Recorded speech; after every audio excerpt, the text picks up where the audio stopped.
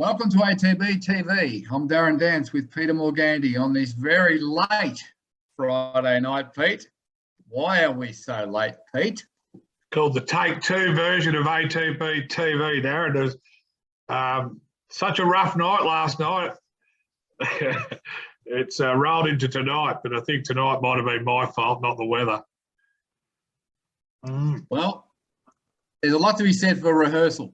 Yeah, we should get this down pat and should be done in 15 minutes. Dear. Anyway, things happen. Let's get straight into last week's runners. Right, last Sunday was at Sale, Hasseltoff. We're trying to get him into the Country Series final at Flemington next Thursday. Scratched Geelong, went to Sale, back to 1400, drew wide. End result, ran 7th, never looked like it. No, scratch from Geelong because we drew 16.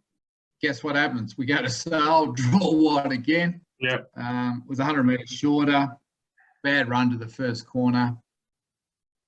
Yeah, 7th, as you said. And in hindsight, we would have probably been better off to go around Geelong, but it's easy to say. But and dropping back to 14 from 1800 is always pretty tough. But the alternative is go to 2000.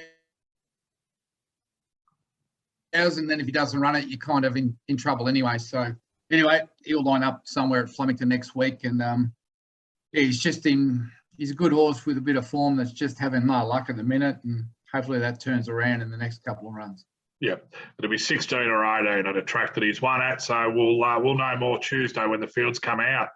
Tuesday, speaking about no luck again, this time we had the luck with the barrier, but we didn't have the luck with, well, you could say the ride or the gap didn't open or we went to the wrong gap or maybe you could say that you like tea but not coffee.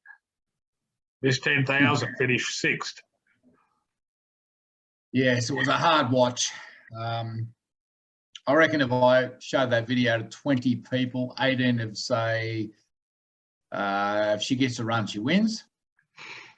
And that's probably the guts of it. In defence of Harry Coffey, yeah, you make a decision in a split second and probably 9 times out of 10, if you pull to the right and pull to the outside, you get the run. But on this occasion, he probably should have went to the inside. And yeah, a lot of messages came through post-race, Pete, with a lot of owners saying, well, you know, if I had ridden it, I would have done this. But, you know, most of them blokes are 100 kilos plus. One bloke said he could have drove a semi up that inside lane. Another bloke said he could have drove his header up that inside lane. So, yes, yeah. Look, yeah. At the end of the day, yeah, he took the percentage play. It didn't work out. The horse got beat. Should have won, and we'll just have to wait for next start. Rub salt to the wound, Darren. He drove Wentworth up the inside passage at Bendigo to win the Cup the next day. So he might have learnt, Harry, that the inside's okay at times. Well, at the end of the day, Pete, there's a reason I drink tea. Speaking of Cup Day at Bendigo, we had a dandy man run in the 1,400 metre benchmark 70 first up. Settled back, again from a difficult barrier, but ran home strongly. And I think you said in take 1 of this version that it took notice of the last 50 metres and through the line with this horse. He was very strong and he's going to be a nice horse out to 2,000 metres in time. Yeah, look, he's first up there the other day with Mitch Freedman. I think he's probably at the moment the best Dandino we've seen race. He's had a bit of an interrupted preparation, but Mitch has persevered and got him right. I thought he ran really well there over 1,400 first up. Look, he's probably a horse that's he may not win till he gets 18 or 2,000. Hopefully Mitch will prove me wrong and win next start over a mile. But yeah, I really liked his work right on and past the line. I actually sent Mitch a text tonight, Pete, between take 1 and take 2 of ATB and just said, how did he pull up? Did he eat? And he said he ate up everything and he's come through the run really well and he's really looking forward to his next start. So, yeah, I am looking forward to this horse. I think he's he could be Dandino's first city winner. Yeah, that's great signs with that eating up because it was between the trials where he wasn't eating up for a couple of days. So Let's hope he's over all those issues, and yeah, look forward to the rest of his prep. Yesterday, Madam Mischief and Unassailable. We've had 2 placings there. The trainer still crying into his multi-ticket that he took.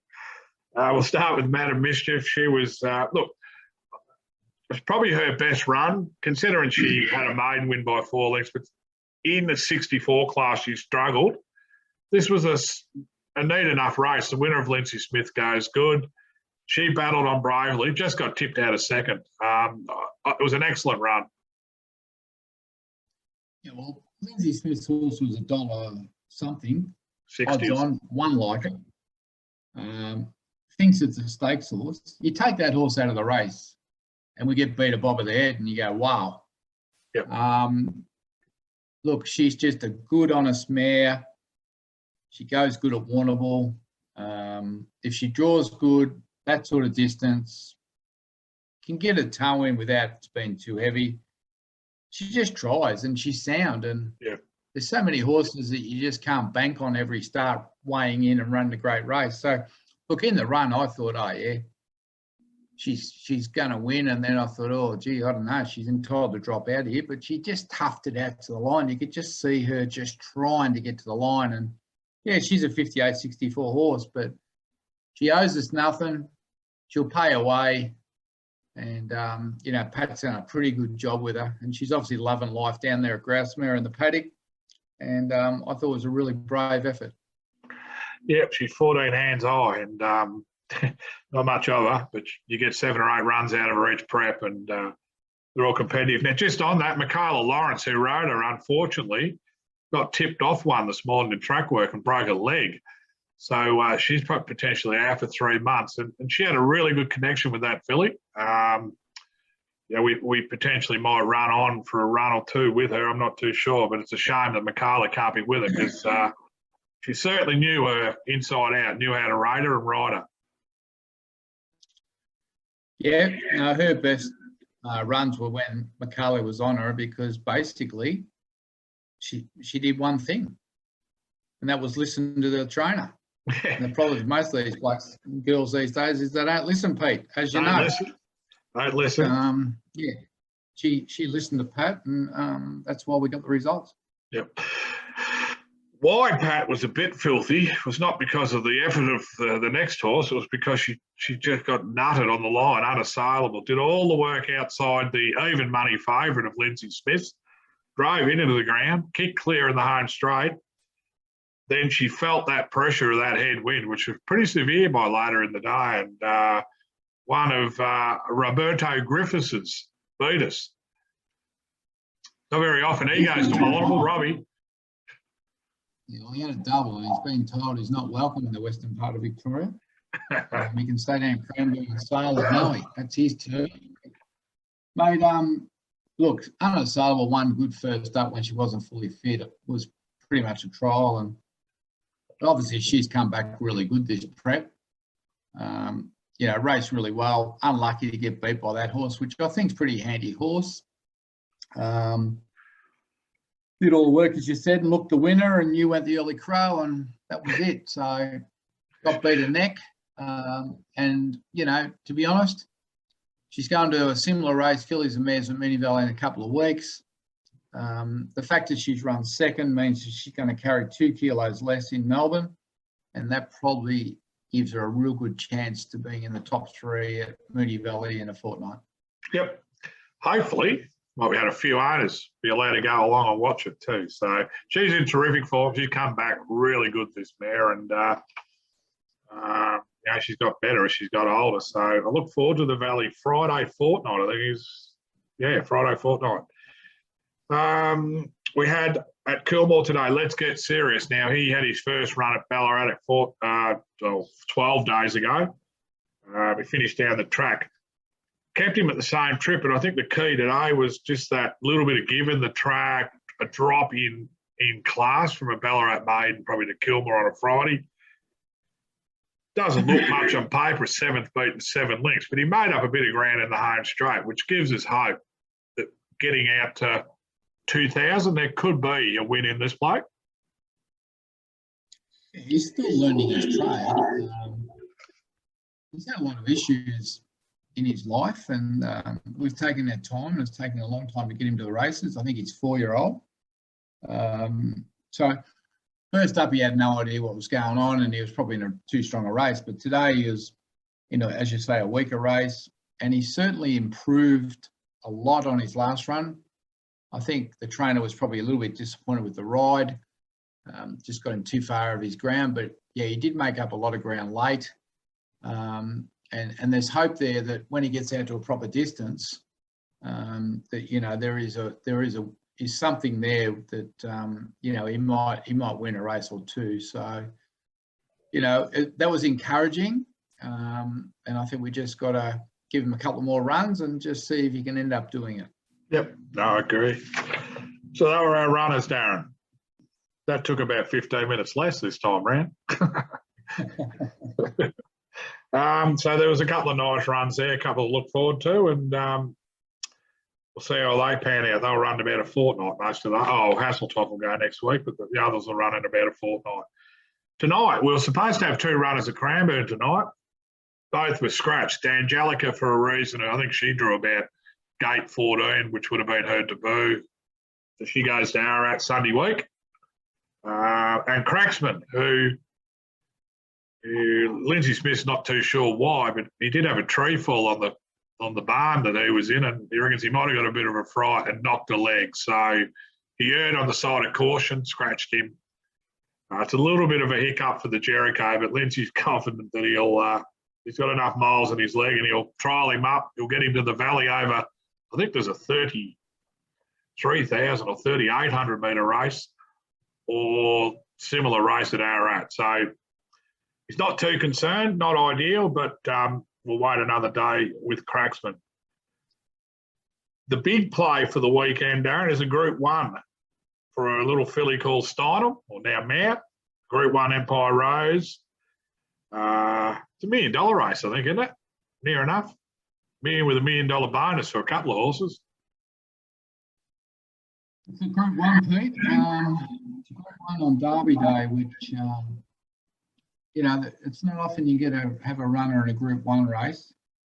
And Steinem lines up on Saturday, 26 to 1, Pete, and $6 a place, which I find very strange, given that the horse you've got beat a length to in the Tristar, Colette, is $7 and supposed to need heavy ground, and it's going to get a good fall by the look of it. One's $7 and one's $26. I think I'd rather be back in Steinem the place at 6s than Colette the win at 7s.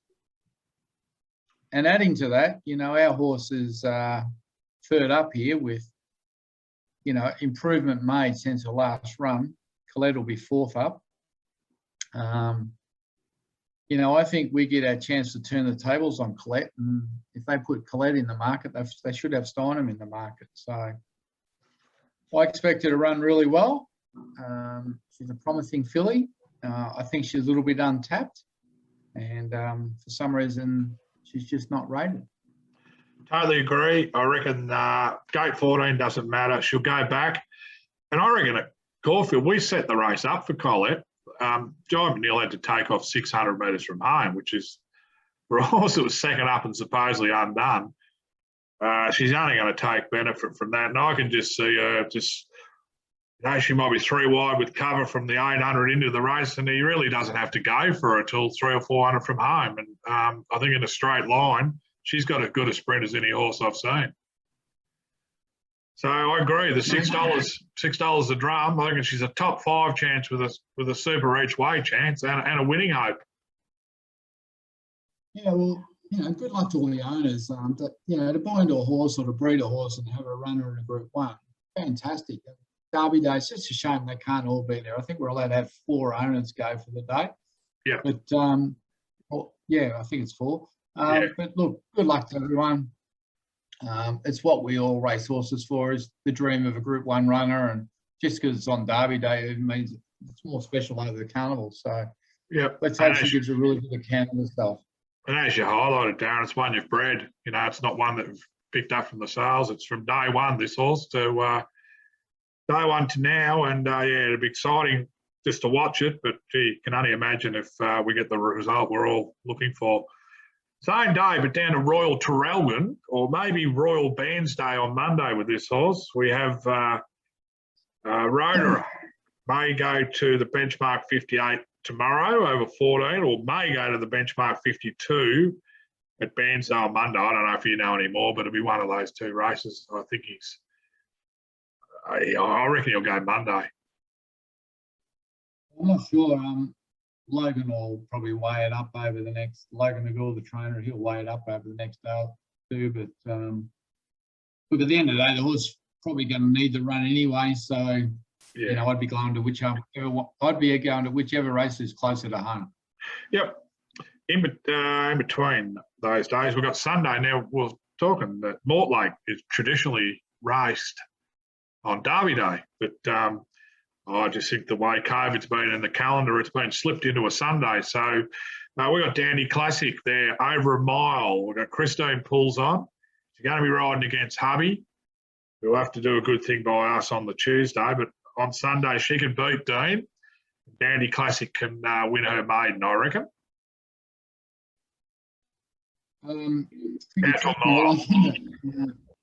It's a tricky track, Mortlake. I couldn't tell you the last time I was there. It'd have to be 10 years ago, Pete. Yeah. As a young fella growing up in Warrnambool, every Saturday we could go to the races, and we could go to Terang or Warrnambool or Mortlake or Camperdown or Kylac. There was a Hamilton. It just rotated around those 6 tracks. So spent many a Saturday afternoon at Mortlake. Tricky little track, but look, he fancied Dandy Classic first up. She ran okay. If she's anywhere near, well, she would have improved on that. So basically, I think she should be winning. Yep, no, I agree. I don't know what price she'll be. Did we see a price earlier? No, they haven't put it up, but I'd say she'll be $3 or $4. $3. Yeah. Monday we move on to Ballarat, a benchmark 64 over 1400. Another one of our promising middle distance to staying types, Crackerjack Prince. He's been out in the paddock and gelded since his good run at Flemington back in July, after he won first up, I think it was, at Bendigo. Nice little horse with a nice little record, and it's his time to probably build into his career now. There are a lot of little issues behind him. The gelding episodes capped off any coltiness or anything like that, or getting too heavy, and he's favourite, Darren, which is a bit surprising first up, but then when you do read his form, it reads good. I think he won first up last time, so I assume that's the reason that he's favourite. But look, he's a nice horse, and as you say, he's been gelded. So I think Archie's been pretty pleased with the way he's going, and I think Archie trains another pretty handy Crackerjack King horse as well. That's won its last couple. So look, looking forward to getting this horse back. We thought he'd be before he got that colic and had his problems. We thought he'd be a city class horse by now. So sort of means we don't really get to see him in the Melbourne in the spring because our rating's not high enough. So hopefully he goes there, and you know, if he's as good as we think he is, he should be nearly winning. Yeah. Another reason, Archie's a niche for producing these type of horses first up and winning, and I reckon he's got as good a record as anyone with horses, especially first up. So I think the Smarties are probably looking at that angle as well. Tuesday, Melbourne Cup Day. Bit of a different look Melbourne Cup, not as many internationals, but from our point of view, we got 2 runners after the Cup. We've got another promising 3-year-old in Owenology running around in the listed 1800 metre Tab Trophy, I think it's called, or something like that. This is a horse that 3 months ago you probably were wondering, were we going to get to the races? And he's produced 2 good seconds, followed up by a convincing maiden win at Bendigo 2 weeks ago. That form's been franked with the second horse coming out and winning really well today at Kilmore. So 1800, Mr. Yandel on. He's going to do the right thing by us, and he's only $11 in the betting. So he's rated by the betting agencies, and he's a bit untapped. Matthew Williams seems to think that he's come on again since his win. So, yeah, fingers crossed. We're probably a run short of being to the Derby, Darren. That's where Matthew lined him up. I'm sort of in a way glad we didn't go straight to the Derby with him sort of at his 4th lifetime start, because, you know, it's just come too soon for him. But look, here's a horse that was written off. You know, he had an issue early on, and you know, we've got over that. And then he went to your mate as a trainer, and he said he was no good and sacked him. And then he's come out and, you know, Matty Williams done us a favour taking him on to try and win a trial or win a race. And, you know, now it looks like it's been a serious horse. And Racing.com let me know today that apparently you and Matty Williams gave him $100 each to get a framed photo of him winning a Bendigo, and you posted it down to Simon Wilde just to show what a good judge he is. So, but and as you said before, you know, Zach's been suspended, and unfortunately, you know, we've had to trade down and put Dean Yendall on. So that's why he's not $7. That's why he's $11. The old veteran Yendall. See his haircut? See his haircut? 46-year-old with a 16-year-old's haircut. What do you expect from a little? What do you expect of a bloke that rides a skateboard around? It's 46. Well, actually, it was this time about 4 years ago when he come skateboarding into one of our Melbourne Cup lunches or teas. But look, Dean's rode him in the trial, so he has sat on him. Lovely big horse, and I just can't see that he can't run well in that race, Darren. I know it's a step up, and you've got some nice 3-year-olds coming through, but they're going to know he's about. Well, I know he's about because I'll be looking up at him. Yeah, he's a big horse. But, anyway, look, he's $11, and he's untapped, and there's probably others in the field that are untapped as well. But I'm quite excited about watching this horse go around. I just don't know how good he is, but we'll soon find out. Yep. The following race, race 10 on Cup Day, we've got Serious Suspect. Now he's been a bit. Oh, he has been. He's been down on his best form this prep. We tried him out to 1400, just thinking he was a little dour, and look, things didn't work out there. Gone back out to Saab's farm, freshen him up. Drawn 16 to 17. Rachel King on, down from Sydney, back to 1200. Look, he obviously races best down the straight. Look, if you listen to Saab's very happy with the way he is. And look, the vision shows a happy horse out there. And look, the change from Flemington to where he is to Bilka where it is, it's a huge train. Look, how many horses would be to Flemington? Bright lights, 400 or 500 horses running around. He goes to where he is. There's probably only 6 or 7 horses that he's looking across at them over the fence in the paddock. He'd be thinking he's on holiday. So I expect him to run well, but I just want to see it happen. That makes sense. Yeah, well, 100%. I think he's been down a few lengths this prep. He's been travelling up like the winner, but under pressure, he hasn't been able to kick away. Now, it's probably in a lot of ways, he's been penalised for winning that race on New Year's Day and getting his rating up. So he's had to take on the best and, race against horses like Satori and those sort of horses. And this is probably the easier race he's been in for quite some time. Back to his favourite track, he's drawn wide, so he's going to come down the outside, I assume. So once again, we don't know if the outside's going to be better than the inside or not. So that's the trouble. It's straight. You don't know which is the best part of the track. But from that gate, we're probably going to come down the outside fence. So, if the inside's the place to be, we can't win. If the outside's the place to be, we're some sort of hope. And he'll look the winner to about the 300. Yeah. And then it's a question of whether he is the old Serious Suspect that we know and he really fights and kicks or whether he doesn't. But in a lot of ways, he's probably this prep certainly at the crossroads. And if he was disappointing here, you'd almost have to stop and put him out and just say he didn't come up. So Rachel King, Sydney rider, interesting choice. Sub's gone through probably every jockey that's going to Melbourne on the day. I know he was trying to get National Willie. He couldn't ride the weight. Some of the other riders, you know, didn't want to ride him or had other rides. So I think just off the back of talking to Brad Ruler about him and talking to, well, he had talked to Jamie Carr previously about the horse, and just felt that Rachel King might just suit him. So she'll get a chance on him on Tuesday. But yeah, I'm not sure if the horse has come up or going. He's certainly not going as good as he was last prep. So yeah, I know the trainer thinks he's got him back, but at the end of the day, we'll know in the last 200 metres.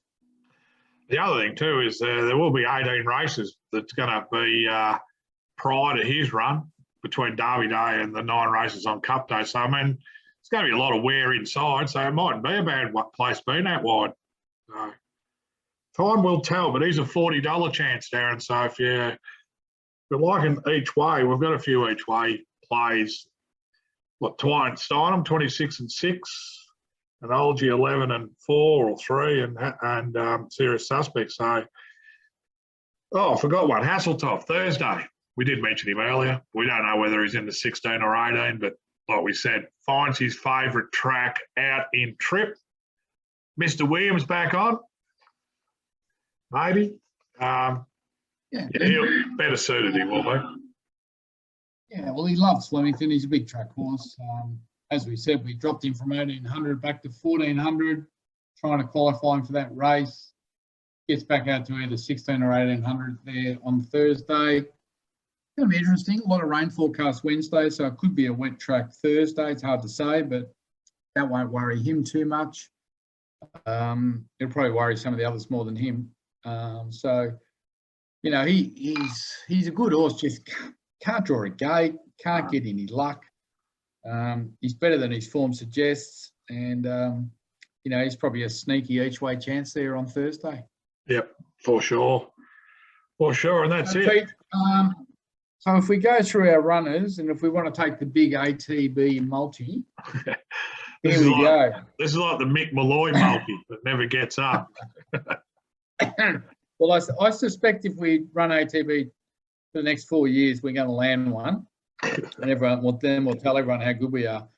So we're going to go Steinem the place at $6, Dandy Classic to win at $3, Crackerjack Prince to win at $4.40, Owenology to win at $11, and Serious Suspect to place at $10.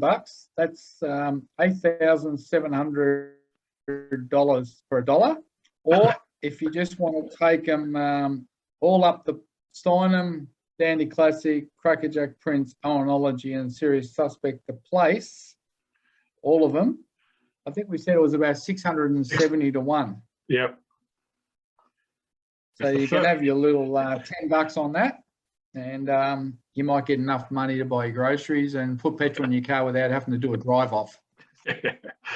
If the first version of ATB TV had gone out, that would have already shortened in the market, those 2 multis. But hey, speaking of multis, Darren, there was a couple of shattered people Cox Plate Day. Danny Moran. Yes, as you know, we ran a competition with 4 owners drawn out for the Caulfield Cup, Cox Plate, Melbourne Cup all up. And 2 of them had incentivised in the Caulfield Cup, so they were live going into the Cox Plate. And poor old Danny. Moran, yeah. So he had incentivise, Zaki, incentivise. And then, of course, Zaki gets the temperature and doesn't run. So that's just shock and luck. So we sent him a cap, Pete. Yep. It was an empty ATB cap. I thought it might have been sent it out next week full of cash, but no, he got the empty cap. And Karen Dunstan, she had incentivise going into Animo in the Cox Plate, into Grand Promenade. So she was texting me and said, surely this protest's got to be upheld. Surely this will be upheld. And when it wasn't, she was not happy, Pete. She headbutted 3 trees in the backyard. She was very unhappy. She's still saying if Grand Promenade wins the Melbourne Cup, she'll never back another horse as long as she lives. She'll be filthy on the stewards. Poor Karen. The only upside, Darren, to that was... Keep going. I think if Grand Promenade wins that race, the Melbourne Cup, I wouldn't like to be that panel of stewards that dismissed that protest, I tell you. She's one angry lady. Oh, it is. The only good part about that was Johnny Allen, our own Johnny Allen, won the Cup on the Irish Horse and O'Brien's. And as we mentioned in the first take of this, what a story from an Irishman that come out here looking for a bit of work and maybe to pop over a few jumps. I mean, Darren Weir's sort of right-hand man as a track rider and 2 Grand Annuals and a Derby, and now he's got a Cox Plate on the mantelpiece. It's an unreal story. Yeah, it is. I mean, Johnny Allen, one of the great guys in racing. Yeah, as it's documented, you know, he applied for a job in Australia and flew out, and when he got here, the job wasn't there. So someone told him to ring DK Weir. He might have work for him, and he rang DK Weir. I think it might have been on a Friday night. He might have been in a bar somewhere and said, yeah, mate, no worries, turn up. And when he turned up at the Ballarat train station, Weir had no idea who he was talking to. Probably couldn't understand him anyway. And I think legend has it that Jeremy went out and picked him up, and they put him in one of the flats out there and got him to ride a bit of work. And he went on to ride a couple of Grand Annuals, and he was a really renowned jumps rider there for a long time. And then he just seemed to be able to get his weight down to, 55 and start riding on the flat. And now he's won multiple Group 1s, and he's capped it off so far with a Cox Plate. And who knows, he could ride the Derby winner on Saturday. Yeah. He's on it. He's top 2. So, it's just a great story. And, he's ridden many winners for us over the years. As you said, Stratum Star, Yogi. And, his first Group 1 ride in Australia was actually on our horse Dandino many years ago. So, I was actually wrapped for him, I've got to say. And it's a shame we haven't been able to run into him on the track and congratulate him. But, he's just a genuine guy. Plenty of people say he's a really, really good judge in track work. And if he says they're going to win, they win. And, I just wonder if he's been riding Hitotsu in the track work, Pete. And that's why the money's come for it in Derby. So he's a good judge, and couldn't have happened to a nicer guy. No, absolutely. It's just nothing sort of goes to his head. And had a great day. His fiancée, Emma Church, had a winner at, I don't know where they were. I think they were Yarra Valley. So it was a big day for both Emma and Johnny. And I know because I was at St Arnaud Trials on Monday, and there was a few bears with sore heads walking around. There was a few that went out and celebrated the Cox Plate victory. Dave Eustace and a few of the boys, Simon McCartan, who's Johnny's racing manager now. Yeah, they were a little bit quiet. So what happened, Pete? Did they go to the Tukey Trout Farm? I don't know. I don't think anyone would be going back there, but I would have been at Johnny's place, I think. But there's some interesting vision of a certain co-trainer trying to show him how to ride one of those apprentices horses. Yeah. So interesting vision, but look, great result for Johnny. And obviously those O'Briens, when they bring a horse out from overseas, you take note. Well, Pete, when you think about it, James O'Brien's 28 years old. He's won 2 Melbourne Cups and a Cox Plate. It's ridiculous. Yeah. But you know what? They know what they're doing. When they bring a horse, they don't bring it just for a day out. It wasn't owned by Lloyd Williams, which sometimes, they want to bring them here. It was owned by independent owners, wasn't owned by Coolmore. They wouldn't be spending all that money bringing a horse to Australia. And to win a Cox Plate, Aidan won it with Adelaide. So they'd know that horse was comparable to that horse. Yeah. And they'd know it was up to it. And it goes around, $7.50, because we all think, we'll go with the local. Yeah. And it's a 3-year-old Northern Hemisphere time. We talk about Animals, a 3-year-old. It's only a young horse itself. So I know there's a few knockers in the media saying what a weak race. It might not turn out to be a weak race in hindsight. 12 months down the track, we'd love to see where they all end up.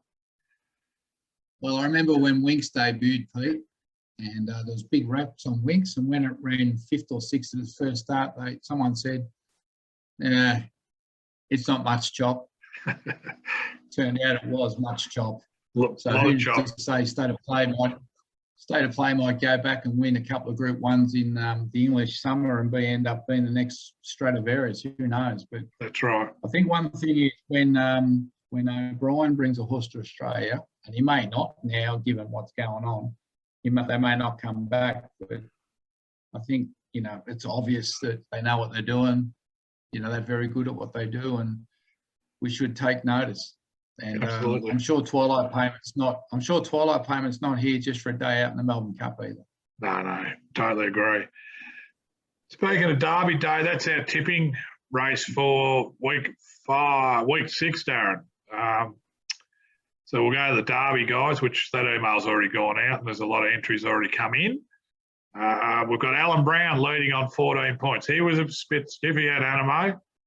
He would have had 5 winners in 5 weeks if Animo won. So he sits on 14. The 3 guys trailing by 1 point. They all had Very Elegant. They were all co-leaders before last week. So Brownie, Gonzo's in front. Well, what you should be doing here is, if he's tipped 4 out of 5 and Animo to run second, you should be telling us if he's put his tip in yet and who's he gone for, because we'll just follow him.